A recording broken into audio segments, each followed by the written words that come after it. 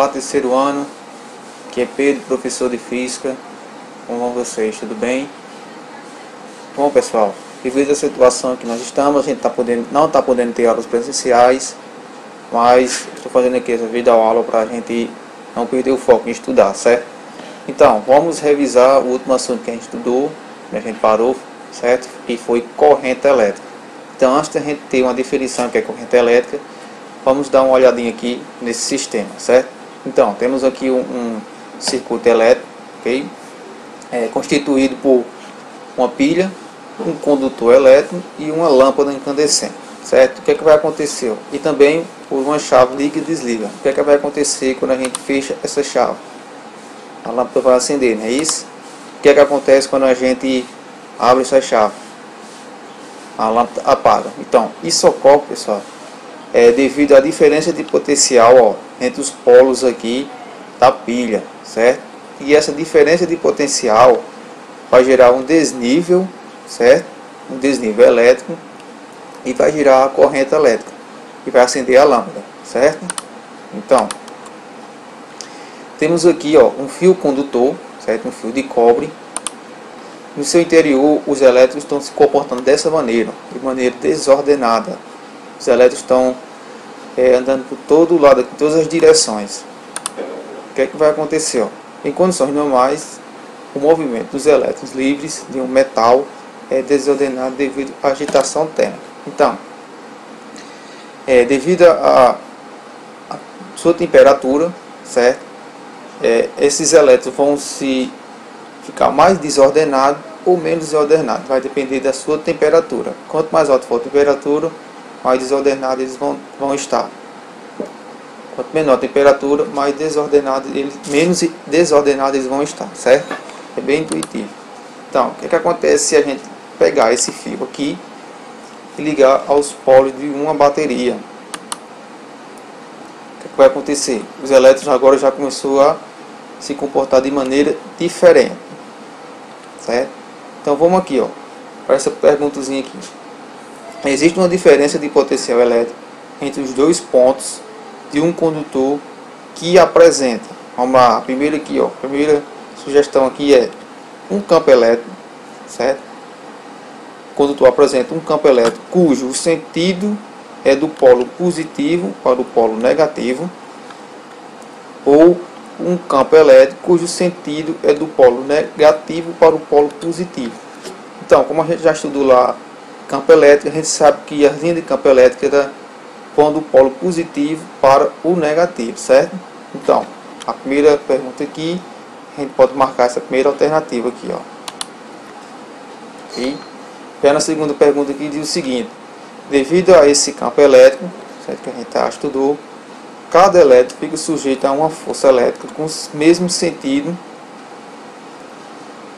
uma força de campo elétrico com o mesmo sentido do vetor campo elétrico, ou cada elétron fica sujeito a uma força com sentido oposto ao vetor. Então, pessoal, como o elétron ele é negativo e o campo vai do positivo para o negativo, então, como o elétron é negativo, ele tende a ir ao contrário, né, do sentido da força do campo elétrico, certo? Como o campo elétrico está vindo do positivo para o negativo, então as cargas elétricas vai do lado negativo, certo? Que é elas para o lado positivo. Então, a nossa resposta aqui é essa segunda opção, certo? E na terceira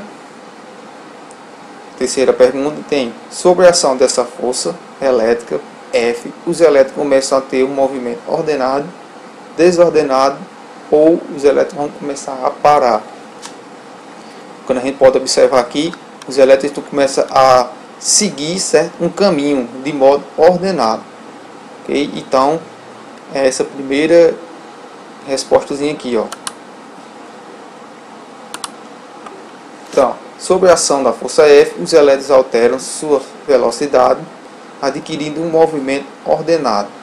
E esse movimento ordenado constitui a corrente elétrica. Então, a definição de corrente elétrica é o movimento ordenado dos elétrons, certo? No interior de um condutor. Essa aqui é a definição de corrente elétrica. Vou passar aqui. Então, ó, observações aqui, ó. Assim como a diferença de nível entre duas massas de água é capaz de criar uma corrente de água, a presença de um desnível elétrico, certo? Um desnível elétrico, que é a DDP, que a gente já estudou lá no começo do ano, é a causa por movimento das partículas eletricamente carregadas. E o papel de grande importância que a eletricidade desempenha na vida moderna baseia-se na corrente elétrica. Todos os aparelhos eletrônicos, esses aparelhos que a gente tem em casa, eletrodomésticos, são tudo movidos por correntes elétricas. Por isso que a corrente elétrica é tão importante na nossa vida e na sociedade, certo? É a parte que estuda a corrente elétrica, é a eletrodinâmica, é a parte que a gente está estudando. Então, agora aqui, vamos considerar um condutor metálico percorrido por uma corrente. Aqui, ó, o mesmo condutor lá, que é o condutor de cobre, ele está percorrido por uma corrente, devido à diferença de potencial da pilha aqui. Então, o conceito de corrente elétrica está associado à quantidade de cargas elétricas que atravessam uma seção transversal do condutor na unidade de tempo, certo? A corrente elétrica vai ser a quantidade de elétrons que passa por uma área aqui, certo, do condutor em determinado tempo. Então, a intensidade de corrente, a corrente elétrica é definida por corrente elétrica, I é igual a variação de carga elétrica, certo, dividido pelo tempo, a variação de tempo. Ok? Observação: a intensidade de corrente elétrica é uma grandeza escalar, certo? É uma grandeza escalar. No sistema internacional de medidas, ela é medida em ampere. Então, a unidade de medida da carga elétrica é ampere, em homenagem ao matemático André Marie Ampère. Então, o ampere é a corrente que caracteriza a passagem de 1 coulomb, certo, por seção transversal de um condutor em 1 segundo. Então, a cada 1 segundo passa 1 coulomb de cargas elétricas na seção transversal, que equivale a 1 ampere, certo? Então, 1 ampere equivale a 1 coulomb por segundo, certo? Então, vamos lá, vamos dar prosseguimento aqui nessa revisão. Então, agora temos aqui uma experiência com corrente elétrica. Ó, observe que o condutor metálico ligado aos terminais de uma pilha, certo? Que a gente pode observar aqui, ó, embaixo. Conte quantos elétrons passam pela seção transversal S e preencha a tabela. O intervalo de tempo é o mesmo nas 3 situações. Então, temos aqui uma situação que o tempo vai ser igual para as 3 opções aqui que a gente vai ter, certo? O tempo vai ser o mesmo, só vai mudar a quantidade de carga passando pela seção transversal. A seção transversal é essa áreazinha aqui, pessoal, do fio. Temos aqui o fio em seu tamanho total e temos aqui a seção transversal dela, ó, que é essa partezinha aqui, certo? Essa área aqui. Então vamos lá, ó. Aqui na experiência A aqui, na primeira situação, vamos contar aqui, ó, 2, 3, 4. Então, temos 4 elétrons aqui por segundo passando aqui nessa seção transversal. Ó, vamos observar. Foi 4 elétrons passando pela seção transversal aqui. Agora aqui vamos ver na situação B.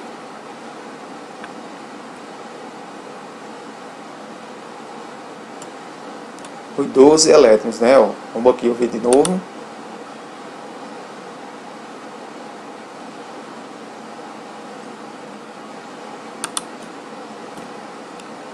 E na situação C,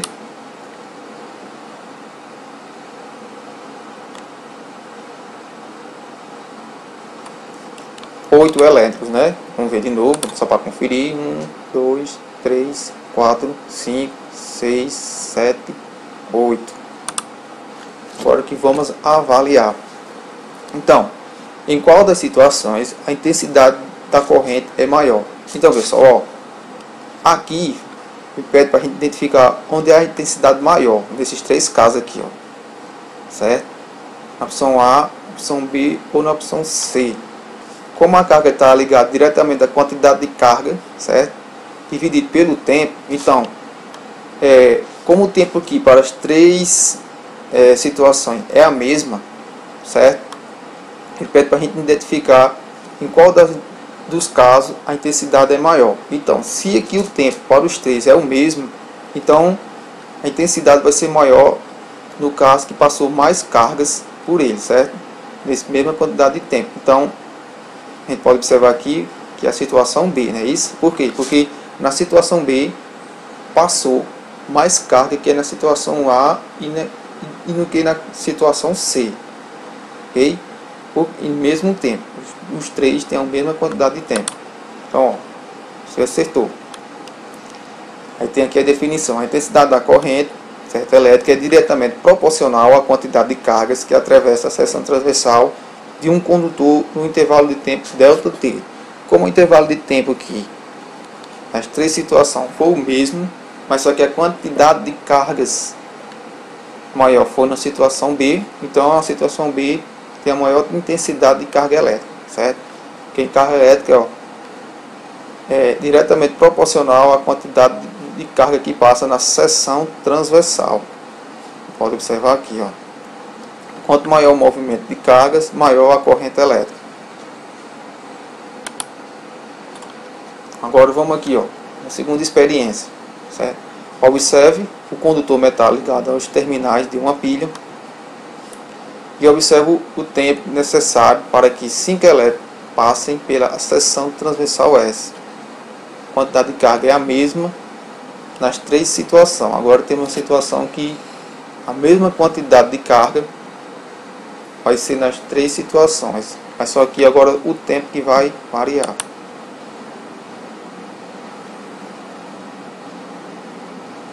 Então, 3 cargas passando em 5 segundos.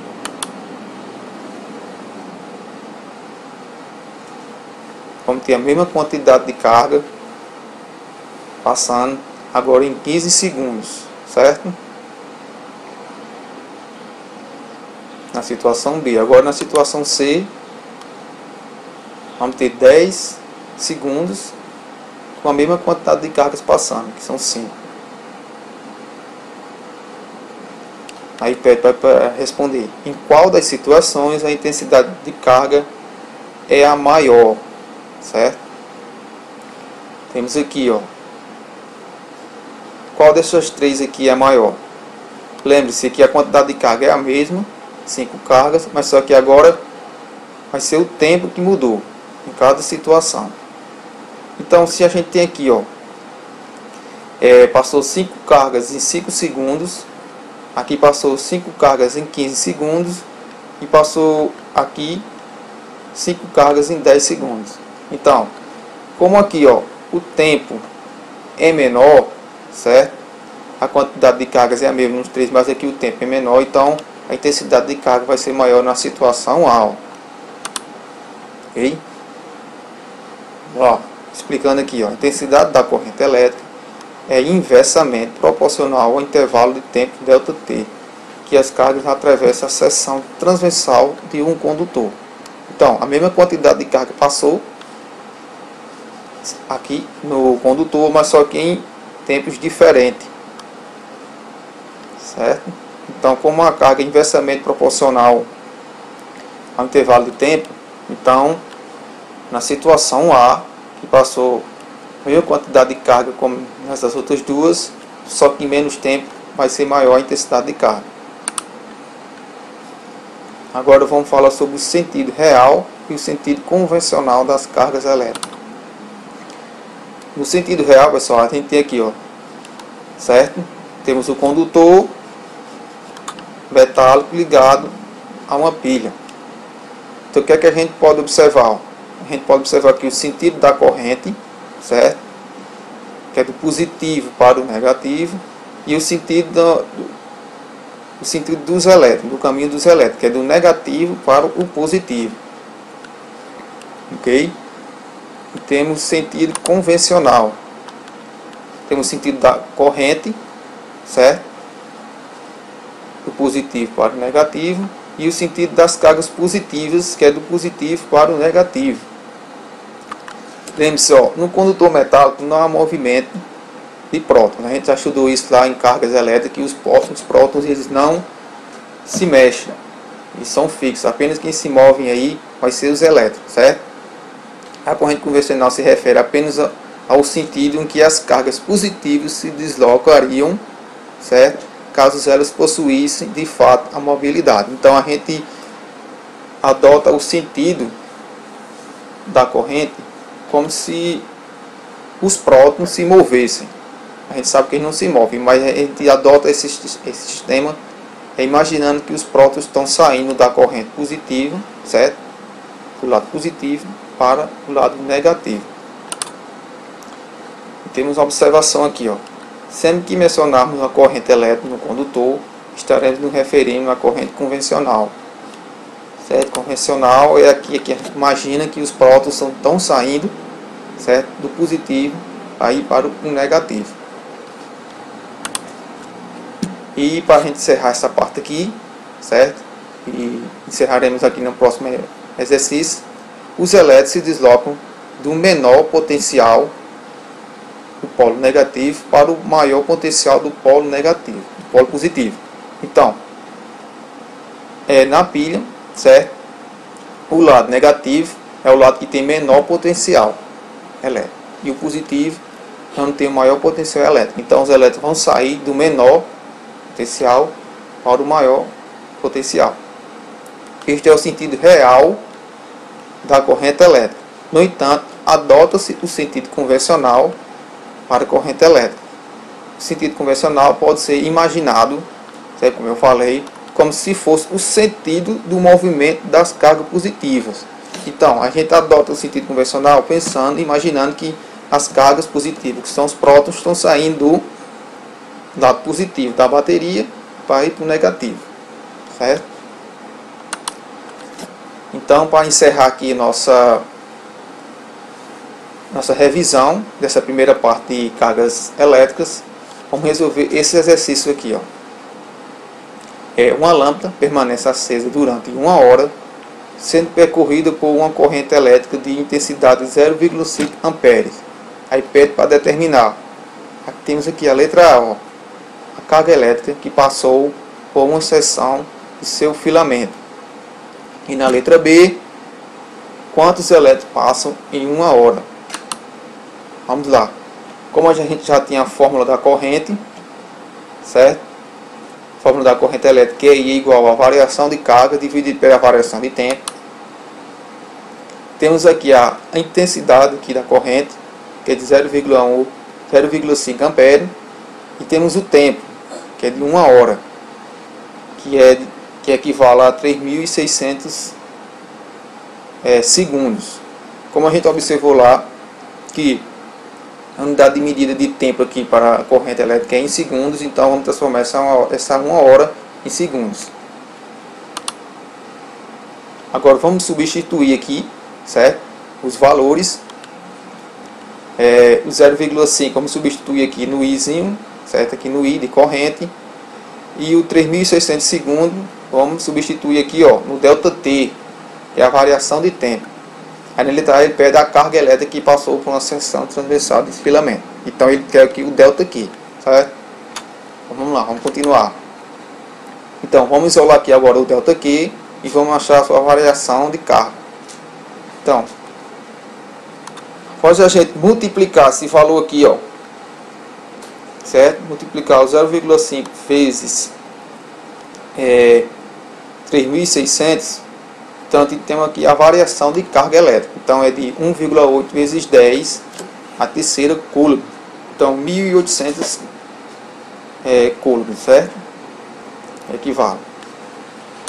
Então, para saber quantos elétrons passaram em 1 hora, podemos aplicar o princípio da quantização das cargas elétricas. O princípio da quantização das cargas elétricas a gente estudou lá no comecinho do ano sobre cargas elétricas, certo? E a formulazinha para a gente descobrir quantos elétrons tem ali que passa por 1 hora, a gente tem que lembrar dessa formulazinha aqui, que é a variação de carga, que é igual ao número cargas elétricas, certo? Vezes a carga elementar, que é denominado pelo Ezinho aqui, pelo E. Então, o número de cargas elétricas, certo?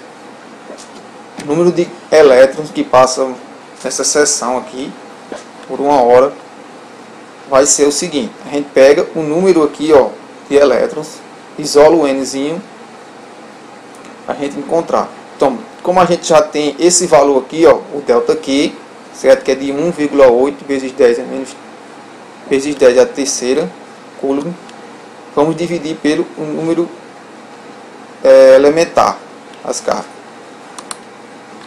Então, o N, certo, que é o número de elétrons, vai ser a quantidade de carga dividido pela carga elementar.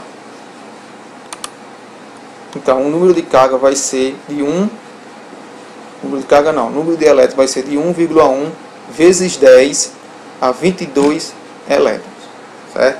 Então, pessoal, ó, lembre desse aqui, dessa fórmula da carga elétrica, da corrente elétrica, e lembre também dessa fórmulazinha aqui, ó, que é da carga elétrica, ok?